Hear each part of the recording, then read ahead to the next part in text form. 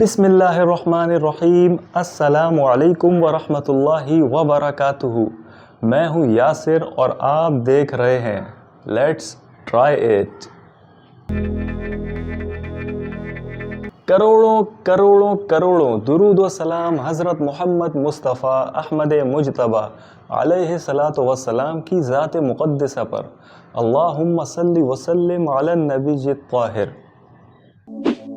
ناظرین کرام، ویسے تو الیگزینڈر یعنی جس کو سکندر اعظم کہا جاتا ہے اس کا اور ہمارے ہیرو حضرت عمر فاروق رضی اللہ عنہ کا دور دور تک کوئی مقابلہ نہیں ہے، لیکن میں بچپن سے پڑھتا اور سنتا آ رہا ہوں کہ کچھ تاریخ دان اور کچھ لوگ الیگزینڈر یعنی جس کو سکندر اعظم کہا جاتا ہے کو حضرت عمر فاروق رضی اللہ عنہ کے مقابلے میں بڑھا چڑھا کر پیش کرتے اور لکھتے ہیں۔ تو میں نے سوچا کیوں نہ ان تاریخ دان اور ان لوگوں کی آج معمولی سی چھترول کی جائے۔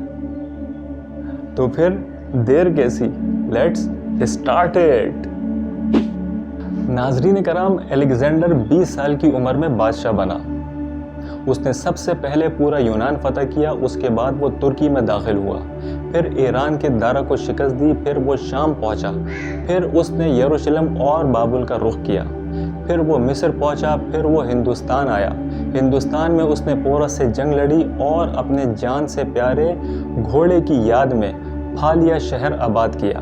مکران سے ہوتا ہوا واپسی کا سفر شروع کیا، راستے میں ٹائیفائڈ میں مبتلا ہوا اور 323 قبل مسیح میں 33 سال کی عمر میں بخت نصر کے محل میں انتقال کر گیا۔ دنیا کو آج تک بتایا گیا ہے کہ وہ انسانی تاریخ کا عظیم جرنیل، فاتح اور بادشاہ تھا، اور تاریخ نے اس کے کارناموں کی وجہ سے اسے الیگزینڈر دی گریٹ کا نام دیا ہے، اور ہم آج اسے سکندر اعظم کے نام سے جانتے ہیں۔ لیکن آج 21ویں صدی میں پوری دنیا کے مورخین کے سامنے میں یہ سوال رکھتا ہوں کہ کیا حضرت عمر فاروق رضی اللہ عنہ کے ہوتے ہوئے الیگزینڈر کو سکندر اعظم کہلانے کا حق حاصل ہے یا نہیں؟ میں دنیا بھر کے تمام مورخین کو سکندر اعظم اور حضرت عمر فاروق رضی اللہ عنہ کی فتوحات اور کارناموں کے موازنے کی دعوت دیتا ہوں، اور آپ کے سامنے بھی یہ تمام چیزیں رکھتا ہوں، آپ خود فیصلہ کیجئے گا۔ ناظرین محترم، الیگزینڈر بادشاہ کا بیٹا تھا، اسے دنیا کے بہترین لوگوں نے گھوڑ سواری سکھائی، اسے ارسطو جیسے استادوں کی صحبت ملی تھی، اور جب وہ 20 سال کا ہو گیا تو اسے تخت اور تاج پیش کر دیا گیا، جبکہ اس کے مقابلے میں حضرت عمر فاروق رضی اللہ عنہ کی 7 پشتوں میں کوئی بادشاہ نہیں گزرا تھا۔ آپ بھیڑ، بکریاں اور اونٹ چراتے چراتے بڑے ہوئے تھے، اور آپ نے تلوار بازی اور تیر اندازی بھی کسی اکیڈمی سے نہیں سیکھی تھی۔ ناظرین کرام، سکندر اعظم نے آرگنائزڈ آرمی کے ساتھ 10 برسوں میں 17 لاکھ مربع میل کا علاقہ فتح کیا تھا، جبکہ حضرت عمر فاروق رضی اللہ عنہ نے 10 برسوں میں آرگنائزڈ آرمی کے بغیر 22 لاکھ مربع میل کا علاقہ فتح کیا، اور اس میں روم اور ایران کی 2 سپر پاور بھی شامل تھی۔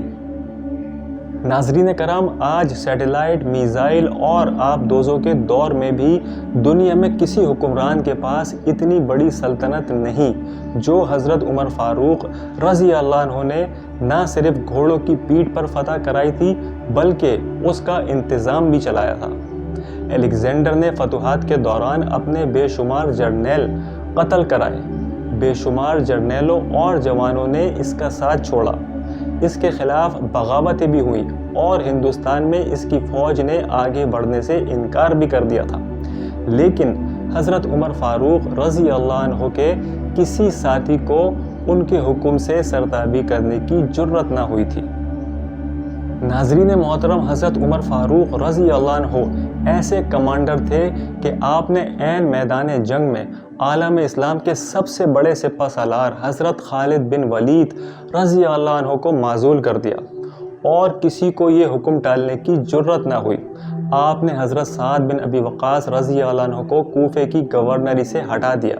آپ نے حضرت حارث بن کعب رضی اللہ عنہ سے گورنری واپس لے لی۔ آپ نے حضرت عمرو بن عاص رضی اللہ عنہ کا مال ضبط کر لیا اور کسی کو بھی آپ کے حکم کی نافرمانی کرنے کی جرت تک نہ تھی۔ ناظرین کرام، الیگزینڈر نے 17 لاکھ مربع میل کا علاقہ فتح کیا، لیکن دنیا کو کوئی نظام، کوئی سسٹم نہ دے سکا، جبکہ حضرت عمر فاروق رضی اللہ عنہ نے دنیا کو ایسے سسٹم دیے جو آج تک پوری دنیا میں رائج ہے، جیسا کہ سن ہجری کا اجرا کیا، جیل کا تصور دیا، مؤذنوں کی تنخواہیں مقرر کی، مسجدوں میں روشنی کا بندوبست کرایا، پولیس کا محکمہ بنایا، ایک مکمل عدالتی نظام کی بنیاد رکھی، آبپاشی کا نظام قائم کرایا، فوجی چھاونیاں بنوائی اور فوج کا باقاعدہ محکمہ قائم کیا۔ آپ نے دنیا میں پہلی بار دودھ پیتے بچوں، معذوروں، بیواؤں اور بے آسراؤں کے وظائف مقرر کیے۔ آپ نے دنیا میں پہلی بار حکمرانوں، سرکاری عہدیداروں اور والیوں کے اثاثے ڈکلیئر کرنے کا تصور دیا۔ آپ نے بے انصافی کرنے والے ججوں کو سزا دینے کا سلسلہ بھی شروع کیا۔ آپ نے دنیا میں پہلی بار حکمران کلاس کی اکاؤنٹیبلٹی شروع کی۔ آپ راتوں کو تجارتی قافلوں کی چوکیداری کرتے تھے۔ آپ فرمایا کرتے تھے، جو حکمران عدل کرتے ہیں وہ راتوں کو بے خوف سوتے ہیں۔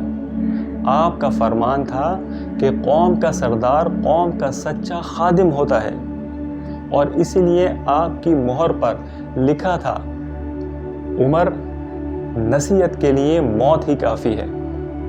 ناظرین کرام، آپ رضی اللہ عنہ کے دسترخوان پر کبھی 2 سالن نہیں رکھے گئے۔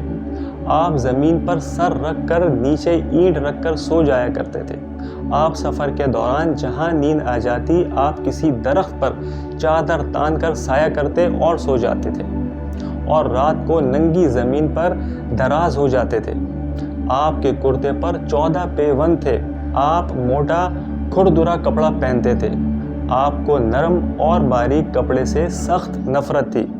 آپ کسی کو جب سرکاری عہدے پر فائز کرتے تھے تو اس کے اثاثوں کا تخمینہ لگوا کر اپنے پاس رکھوا لیتے تھے، اور اگر سرکاری عہدے کے دوران اس کے اثاثوں میں اضافہ ہو جاتا تھا تو آپ اس کی اکاؤنٹیبلٹی کرتے تھے۔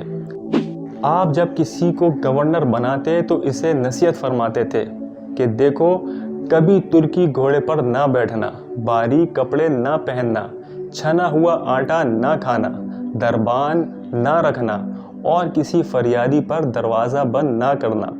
آپ فرماتے تھے، ظالم کو معاف کر دینا مظلوموں پر ظلم ہے۔ آپ کا یہ فقرہ آج انسانی حقوق کے چارٹر کی حیثیت رکھتا ہے کہ مائیں بچوں کو آزاد پیدا کرتی ہیں، تم نے انہیں کب سے غلام بنا لیا۔ آپ رضی اللہ عنہ فرمایا کرتے تھے کہ میں اکثر سوچتا ہوں اور حیران ہوتا ہوں، عمر بدل کیسے گیا۔ آپ اسلامی دنیا کے پہلے خلیفہ تھے جنہیں امیر المؤمنین کا خطاب دیا گیا۔ ناظرین کرام، دنیا کے تمام مذاہب کی کوئی نہ کوئی خصوصیت ہے۔ اسلام کی سب سے بڑی خصوصیت عدل ہے، اور حضرت عمر فاروق رضی اللہ عنہ وہ شخصیت ہیں جو اس خصوصیت پر پورا اترتے ہیں۔ آپ کے عدل کی وجہ سے ہی عدل دنیا میں عدل فاروقی ہو گیا۔ آپ شہادت کے وقت مقروض تھے، چنانچہ آپ کی وصیت کے مطابق آپ کا واحد مکان بیچ کر آپ کا قرض ادا کر دیا گیا، اور آپ دنیا کے واحد حکمران تھے جو فرمایا کرتے تھے کہ میرے دور میں اگر دریائے فرات کے کنارے کوئی کتا بھی بھوک سے مر گیا تو اس کی سزا عمر کو بھگتنا ہوگی۔ آپ کے عدل کی یہ حالت تھی کہ آپ کا انتقال ہوا تو آپ کی سلطنت کے دور دراز علاقے کا ایک چرواہا بھاگتا ہوا آیا اور چیخ کر بولا، لوگو، حضرت عمر فاروق رضی اللہ عنہ کا انتقال ہو گیا ہے۔ لوگوں نے حیرت سے پوچھا، تم مدینے سے ہزاروں میل دور جنگل میں ہو، تمہیں اس سانحے کی اطلاع کس نے دی؟ چرواہا بولا، جب تک حضرت عمر فاروق رضی اللہ عنہ زندہ تھے میری بھیڑیں جنگل میں بے خوف پھرتی تھیں۔ اور کوئی درندہ ان کی طرف آنکھ اٹھا کر نہیں دیکھتا تھا، لیکن آج پہلی بار ایک بھیڑیا میری بھیڑ کا بچہ اٹھا کر لے گیا۔ میں نے بھیڑیے کی جرأت سے جان لیا کہ آج دنیا میں حضرت عمر فاروق رضی اللہ عنہ موجود نہیں ہیں۔ ناظرین کرام، میں دنیا بھر کے تمام مورخین کو دعوت دیتا ہوں کہ وہ الیگزینڈر کو اور حضرت عمر فاروق رضی اللہ عنہ کو سامنے رکھ کر دیکھیں۔ انہیں الیگزینڈر حضرت عمر فاروق رضی اللہ عنہ کے حضور پہاڑ کے سامنے کنکر دکھائی دے گا، کیونکہ الیگزینڈر کی بنائی سلطنت اس کی وفات کے 5 سال بعد ہی ختم ہو گئی، جبکہ حضرت عمر فاروق رضی اللہ عنہ نے اپنے دور میں جس خطے میں اسلام کا جھنڈا بھجوایا، وہاں سے آج بھی اللہ اکبر کی صدائیں آتی ہیں، وہاں آج بھی لوگ اللہ کے سامنے سجدہ کرتے ہیں۔ ناظرین کرام، دنیا میں الیگزینڈر کا نام صرف کتابوں میں سمٹ کر رہ گیا ہے، جبکہ حضرت عمر فاروق رضی اللہ عنہ کے بنائے نظام دنیا کے 245 ممالک میں آج بھی کسی نہ کسی شکل میں موجود ہیں۔ آج بھی جب کسی پوسٹ آفس سے کوئی خط نکلتا ہے، پولیس کا کوئی سپاہی وردی پہنتا ہے، کوئی فوجی 4 ماہ بعد چھٹی پر جاتا ہے، یا پھر حکومت کسی بچے، معذور، بیوہ یا بے آسرا شخص کو وظیفہ دیتی ہے، تو وہ معاشرہ، وہ سوسائٹی بے اختیار حضرت عمر فاروق رضی اللہ عنہ کو عظیم تسلیم کرتی ہے۔ وہ انہیں تاریخ کا سب سے بڑا سکندر مان لیتی ہے، ماں سوائے ان مسلمانوں کے جو آج احساس کم تری کے شدید احساس میں کلمہ تک پڑھنے سے پہلے دائیں بائیں دیکھتے ہیں۔ ناظرین کرام، لاہور کے مسلمانوں نے ایک بار انگریز سرکار کو دھمکی دی تھی کہ اگر ہم گھروں سے نکل پڑے تو تمہیں چنگیز خان یاد آ جائے گا۔ اس پر جواہر لال نہرو نے مسکرا کر جواب دیا تھا، افسوس آج چنگیز خان کی دھمکی دینے والے مسلمان یہ بھول گئے ہیں کہ ان کی تاریخ میں ایک عمر فاروق رضی اللہ عنہ بھی ہوا کرتا تھا، جن کے بارے میں مشرکین اعتراف کرتے ہیں کہ اسلام میں اگر ایک عمر اور ہوتا تو آج دنیا میں صرف اسلام ہی دین ہوتا، اور ہم آج بھی یہ بھولے ہوئے ہیں کہ ہم میں ایک حضرت عمر فاروق رضی اللہ عنہ بھی ہوا کرتے تھے کہ جن کے بارے میں رسول اکرم علیہ الصلاۃ والسلام نے ارشاد فرمایا تھا کہ اگر میرے بعد کوئی نبی ہوتا تو وہ عمر ہوتے رضی اللہ عنہ۔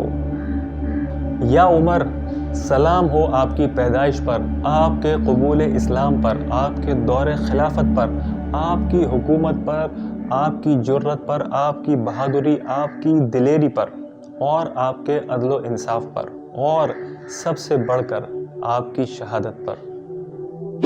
ناظرین کرام، اللہ پاک سے دعا ہے کہ میرا میسج ان تاریخ دان اور ان لوگوں تک پہنچ جائے جو الیگزینڈر کو حضرت عمر فاروق رضی اللہ عنہ کے مقابلے میں بڑھا چڑھا کر لکھتے اور پیش کرتے ہیں۔ اللہ پاک مجھے اور آپ کو نیک عمل کرنے کی توفیق عطا فرمائے۔ مجھے اجازت دیجیے، آپ دیکھتے رہیے اور کہتے رہیے، لیٹس ٹرائی اٹ۔